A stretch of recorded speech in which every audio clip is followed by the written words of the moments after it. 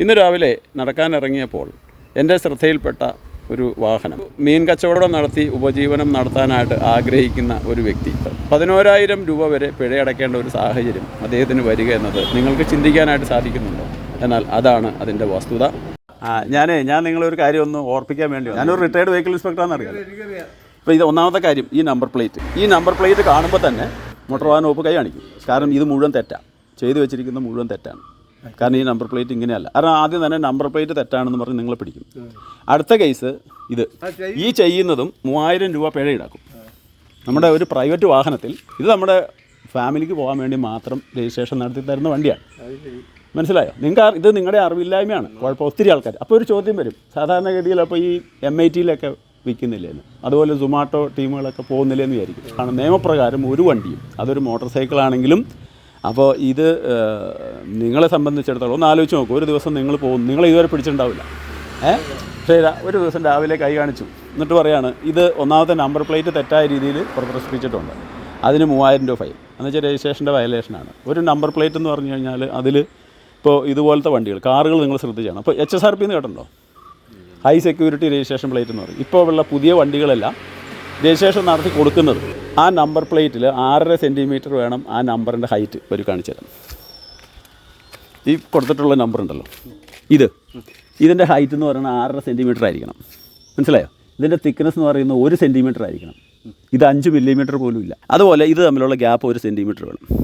KL ഗനുമ്പ സുസുക്കിയുടെ ഇതില്ലേ, അതുപോലെ മനസ്സിലായി. ഇതിൽ നോക്കി ഈ നമ്പർ പ്ലേറ്റിലും കിടക്കുന്നില്ല. അപ്പോൾ ഇത്രയും കാര്യങ്ങളില്ലാത്ത ഇത് തന്നെ ഒറ്റ നോട്ടത്തിൽ അവർ നിങ്ങളുടെ ഈ വണ്ടി പിടിക്കും. ആ വണ്ടി കൈ കാണിക്കും. കൈ കാണിച്ച് നിർത്തി ഓക്കെ നമ്പർ പ്ലേറ്റിൻ്റെ ഇതാണെന്ന് പറഞ്ഞ് അകത്തേക്ക് നോക്കുമ്പോൾ ചെയ്യുന്നത് അതിലും വലിയൊരു തെറ്റാണ്. ഇതിന് 3,000 രൂപ പിഴയാണ്. കൃത്യമായിട്ട് അതിൻ്റെ നിയമങ്ങളും കാര്യങ്ങളും അറിയാവുന്നതുകൊണ്ടാണ് ഞാൻ പറയുന്നത്.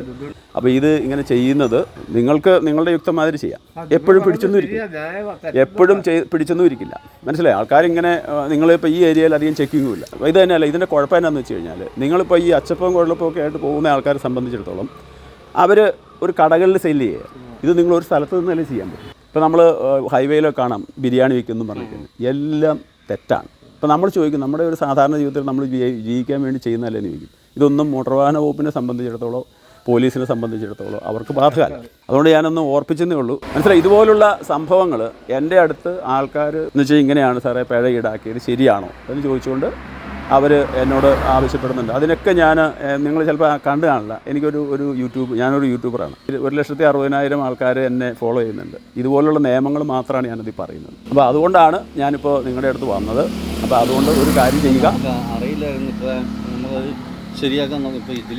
ഇതിലിപ്പോൾ എങ്ങനെ ശരിയാക്കും എന്നുള്ളതാണ് വിഷയം. ഇതിലിപ്പോൾ എങ്ങനെ ശരിയാക്കും? അതായത് മോട്ടോർ വാഹന വകുപ്പ് ഉദ്യോഗസ്ഥൻ ഒരു വാഹനം കൈ കാണിച്ച് നിർത്തുന്നത് ആ നമ്പർ പ്ലേറ്റിൻ്റെ തെറ്റായ രീതിയിലുള്ള ആ പ്രദർശിപ്പിക്കൽ കൊണ്ടാണെങ്കിൽ പിന്നീട് അതിലുള്ള ഈ മറ്റ് നിയമലംഘനങ്ങൾ കണ്ടുപിടിക്കപ്പെടുകയും 11,000 രൂപ വരെ പിഴ ഈടാക്കേണ്ടുന്നൊരു സാഹചര്യം, നമ്പർ പ്ലേറ്റുകൾ തെറ്റായി പ്രദർശിപ്പിച്ചതുകൊണ്ട് 3,000 രൂപ, ഇതിൻ്റെ സീറ്റുകളെല്ലാം നീക്കം ചെയ്ത് ഈ അനധികൃതമായിട്ടുള്ള ഓൾട്ടറേഷൻ 5,000 രൂപ, കൂടാതെ പെർമിറ്റ് ഇല്ലാതെ ഒരു സ്വകാര്യ വാഹനത്തിൽ ഈ ചരക്ക് കൊണ്ടുവരുന്നത് മൂലം ഉണ്ടാകുന്ന പിഴ 3,000 രൂപ. അങ്ങനെ 11,000 രൂപ പിഴ അടയ്ക്കേണ്ടി വരുന്ന ഒരു സാഹചര്യം, ഇതുപോലുള്ള അനവധി നിയമലംഘനങ്ങൾ ഈ വാഹനത്തിൻ്റെ ഉടമയോ അല്ലെങ്കിൽ അത് ഓടിക്കുന്ന ഡ്രൈവറോ അറിയാതെ ഇവിടെ സംഭവിക്കുന്നുണ്ട്. അപ്പോൾ ഈ വീഡിയോ നിങ്ങൾ ഇത് മാക്സിമം ഷെയർ ചെയ്യുക. രജിസ്ട്രേഷൻ നമ്പറുകൾ തെറ്റായ രീതിയിൽ പ്രദർശിപ്പിച്ചിട്ടുള്ള ആളുകൾക്കും ഇതുപോലെ ഒരു പ്രൈവറ്റ് വാഹനം നിയമലംഘനം നടത്തുമ്പോൾ ഉണ്ടാകുന്ന ആ ഭീമമായിട്ടുള്ള പിഴയെക്കുറിച്ചുമുള്ള ഒരു ബോധം ജനങ്ങളിലേക്ക് എത്തിക്കേണ്ടതിൻ്റെ ഒരു ആവശ്യകത അത് മുൻനിർത്തിയാണ് ഇന്ന് ഈ വീഡിയോ നിങ്ങളുടെ മുന്നിൽ ഞാൻ പ്രസൻറ്റ് ചെയ്യുന്നത്.